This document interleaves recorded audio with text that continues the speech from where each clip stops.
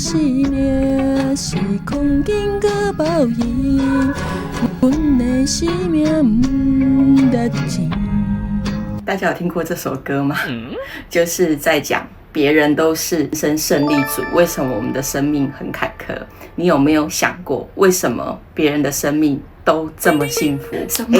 你的人生剧本你自己写的，你竟然忘记了？没错，你就是当初的那个编剧兼导演。如果呢，你常常觉得生活很难，那你一定要看到最后，因为我会分享3个步骤，让你可以重新改写你的人生剧本。有没有想学？留到最后。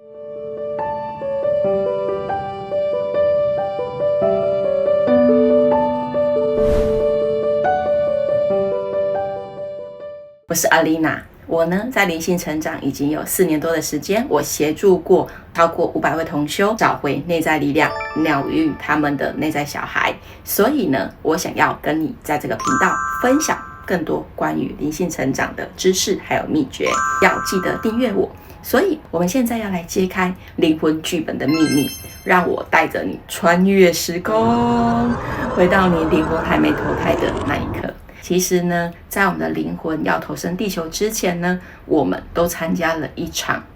非常重要的灵魂会议，因为在这边你签订了一个灵魂契约，你呢细心的替你的人生安排了一生的挑战还有课题，甚至呢你也安排了你会遇见某些人的机缘。那这个流程是怎么设定的呢？首先呢，灵魂会检视自己在过去世里面的学习成果，譬如呢哪些课题已经掌握了，就像我们在学，我们会有数学、英文、理化、国文各种科目，对吗？我们都有专精的，所以我们会找出自己哪一些能力还需要再提升，然后它就会根据我们需要学习的内容设计剧本。例如呢，你可能觉得自己呢过去世都太过依赖他人，所以呢你这一世你就选择了你想要自己一个人独立成长的剧本。也许你的家庭环境不够支持你，所以要让你学习要如何的坚强，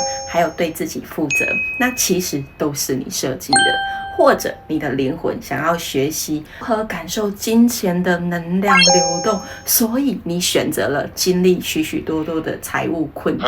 这个都是因为想要透过努力赚钱，然后呢去得到真正的金钱能量来丰盛自己的生命，所以这些课题也是你设计的。甚至呢，有些人会选择学习如何放下执着，譬如呢，经历一次又一次失败的感情，来学习什么叫做无条件的爱，还有无条件的接纳。那灵魂如何决定具体的挑战呢？你可能会好奇，灵魂是怎么决定这些挑战的呢？其实灵魂在设定剧本的时候，是很多的灵魂全部一起参加的。例如呢，你的父母、你的伴侣，甚至呢某些重要的朋友或是敌人，其实都是你在会议中一起邀请来的共同演员。举个例子，有个人呢，他总是和他的主管不合，后来呢透过灵性探索才发现，其实那位主管根本就是在他灵魂剧本中他设计的反派，因为他觉得人生太顺利就太无聊了。目的呢是教会他如何坚持自己的价值观，然后同时学会和自己不同性格的人合作。那强调这些挑战的意义，重点是挑战不是惩罚，而是为了灵魂的成长而设计的。它就像是我们在打游戏，对吗？又破关了，所以每次升级打怪，一关一关一直接着过。我们看似困难，但是每次挑战过后，你就觉得噔噔，我又获得新技能了，然后我又可以用更高的生命视角来看待生命。譬如呢，你在面对财务困境的时候，你会学会了如何管理金钱；在经历了感情挫折的时候，你学会了如何爱自己。这些学习呢，都是你灵魂最想要学会的课题。那为什么我们会忘记了剧本呢？噔噔，因为当我们投胎的时候，我们的记忆通通被抹去了，所以让我们忘记了我们自己设立的这些挑战，其实都是我们自己选择的。那这让我们真实的体验每一刻。所以呢，在不记得剧本的情况下呢，我们不断的在找答案，我们不断的学习，所以才可以更深刻的学会这些功课。所以呢，你现在想一想，你是不是曾经经历过一些看似很不公平的挑战，但是也许你的灵魂告诉你说，这就是为了你成长而设定的哦。而且呢，你记得吗？其实每次当我们生命经过了一个很困难的关卡之后，我们就会达到一个更高的高度。我们回看过去的困难，我们都成为了现在更强大的自己，对吗？那为什么我们写了自己的剧本还会持续的抱怨呢？答案非常的简单，因为我们忘记了这是一场灵魂的游戏，我们是编剧，我们也忘记了每一个场景的设计都是协助我们成长的。所以挑战的背后其实都是带来更多的成长。想一想，你有没有曾经有过这样的经验？因为经过一个挑战，经过一个痛苦，可能让你痛不欲生，但事后回想，你却因为这个痛苦，因为这个挑战，你学到了新技能，甚至开始了人生新的方向。又比如说，你曾经可能有一段让你很崩溃的工作经验，压力大到让你觉得喘不过气，但后来你却发现这段经验却教会了你怎么管理时间，怎么提高效率，甚至让你在下一份工作中呢，你更轻松的达成你工作上所有的任务，而且脱颖而出，成为佼佼者。或者曾经经历过一段感情，然后呢，你心碎欲绝，但回头来看，你才明白，因为这段感情让你学会了什么是好好的爱自己，让你学会了如何和他人设立健康的界限。人生没有白走的路，也没有失败，只有回馈。所以在每一次的经历之后，你的灵魂都是持续的在成长，为你的灵魂进到下一个关卡。所以不要再抱怨了，抱怨会影响到你的能量，你会被这个重重的痛苦困住，就像一滩死水无法流动。所以我们要改变我们的能量，我们要让我们这个挑战变得像打游戏一样的有趣。所以接下来的人生，当我们遇到挑战的时候，能量要让它像河流一样开始流动。我们要去思考这个事情可以让我们有什么样的新方法，让我们如何去突破瓶颈，甚至我们会借此有许多的成长，有更多的机会。所以呢，我曾经有遇到过一位同修分享，他呢对自己的工作充满了抱怨，每天的加班，无止境的压力，哇，让他几乎耗尽了精力。然后呢，他来找我的时候，他真的觉得人生毫无意义，他觉得就是无限的循环。但是呢，当我们开始进行内在的疗愈之后呢，他发现这份工作其实让他学会生命中最重要的课题，就是他要如何好好的平衡自己的时间和精力，然后如何透过这些痛苦去找到他灵魂的使命。所以他重新重塑了人生的价值观，就是因为在这么困难的痛苦中，他才找回了内在的力量。所以不仅突破了工作上的压力，他也因为这个工作带给他的能力，他最后创建了属于自己的事业，开始真正活出灵魂的使命。所以呢，我们要抱怨的时候，会容易掉进一个受害者的心态，为什么是我？为什么这么不公平？但这种想法只会让我们的世界越来越辛苦，停止抱怨吧。相反的，当我们选择接受，甚至感恩、感谢生命中所有的挑战的时候，我们会发现，原来看似痛苦的后面都是包装好的一个礼物，让我们灵魂升级养生的一个方式。也是因为如此，我们的灵魂可以学到我们帮自己所设定的课题。现在回想一下，生命中曾经让你最痛苦的挑战是什么呢？它有没有促使你学会某些能力，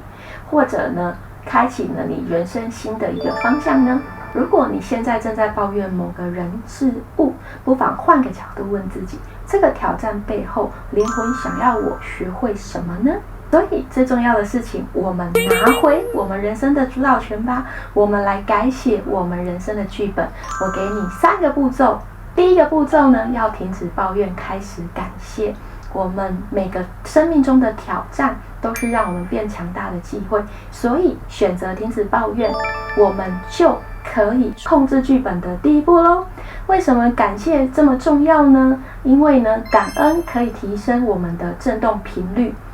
所以没有一个人可以同时感恩又同时抱怨的，我们就会把注意力转移到学习上面。所以呢，开始练习吧，每天练出3件值得感恩的事情，特别是看似非常负面的挑战。例如，我感谢今天的工作压力，因为它提醒我要学习好掌握时间管理；或者我非常感谢那个让我不舒服的人，他让我设立了我的界限。曾经呢，我也是有一位学生，他呢跟他的家庭关系非常的差，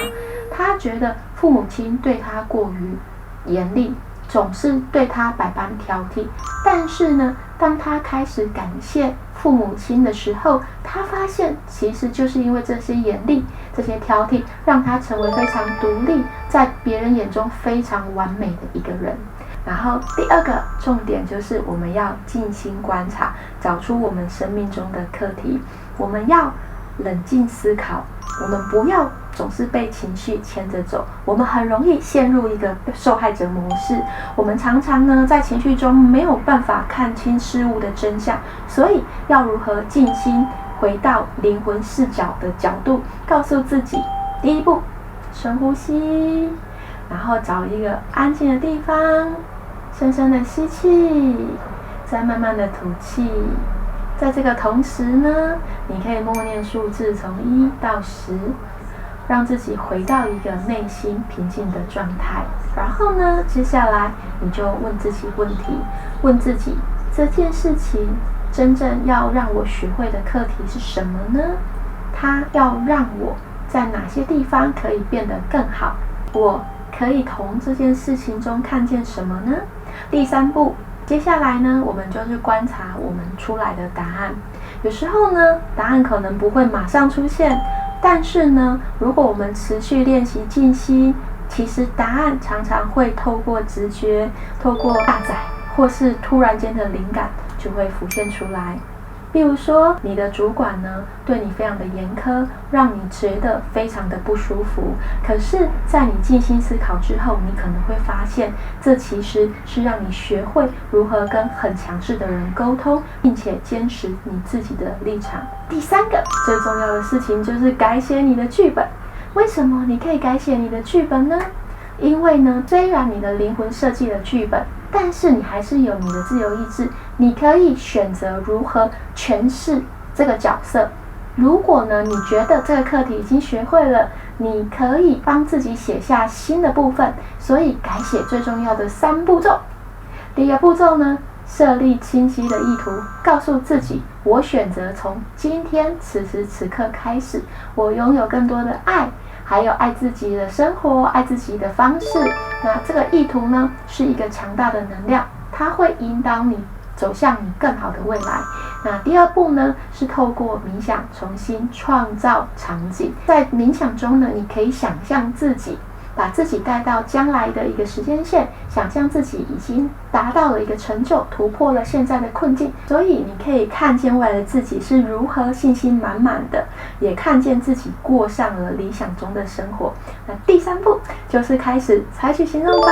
改变从行动开始，哪怕是很小的一步。例如在职场上多的表达自己的需求，或者每天多花5分钟开始练习感恩冥想，你都会为自己的未来带来很大的改变。曾经呢，有一个同修呢，他总是抱怨自己每次吸引错的人，但是当他开始设立清晰的意图，写下目标，设定目标，学会好好爱自己之后，他不仅改善了看待自己的方式，他也遇到了一位真的很疼爱他的人。这个人就是我。生命呢是你的舞台，然后你不仅是演员，更是编剧。停止抱怨，接受挑战，而且让我们一起勇敢的改写未来。记住，每一天都是一个新的机会，你可以选择重新改写你的剧本。今天的分享是否让你有想到某一个挑战带来给你的礼物呢？欢迎在留言区分享。如果你有收获或学到一点点东西，让我们一起为彼此付出宝贵的时间，点个赞吧，并且记得订阅我的频道。记得要转发这支影片，帮助更多的人崛起，帮助更多的人改写剧本，可以增加你的好业力哦。我是阿丽娜，为你带来宇宙的讯息，让我们一起在爱与光中相遇。